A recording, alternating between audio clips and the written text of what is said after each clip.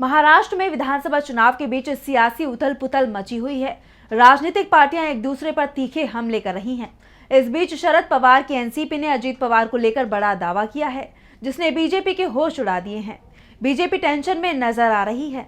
तो क्या दावा किया एनसीपी शरद गुट ने, जानने के लिए देखिए एक खास रिपोर्ट। महाराष्ट्र में शरद पवार की एनसीपी ने बड़ा दावा किया है। इसके साथ ही जयंत पाटिल ने महाराष्ट्र के उप मुख्यमंत्री देवेंद्र फडणवीस पर बड़ा आरोप लगाया है। एनसीपी शरद गुट के जयंत पाटिल ने फडणवीस पर उप मुख्यमंत्री अजीत पवार को ब्लैकमेल करने का आरोप लगाया। अजीत पवार ने कहा था कि देवेंद्र फडणवीस ने उन्हें 70,000 करोड़ रुपए के सिंचाई घोटाले की खुली जांच के लिए पूर्व गृह मंत्री दिवंगत आर पाटिल के जरिए जांच की मंजूरी दी गई फाइल दिखाई थी। अब इसी का जिक्र करते हुए जयंत पाटिल ने हमला बोला। उन्होंने कहा कि अजित पवार के बयान से पता चलता है कि काफी समय से एनसीपी में अंदरूनी कलह को बढ़ावा देने की कोशिशें जारी हैं। फडणवीस ने विपक्ष में रहते हुए अजित पवार पर आरोप लगाया, सत्ता में आने के बाद उनकी जांच की और आर पाटिल पर आरोप लगाने वाली फाइल उन्हें दिखाई।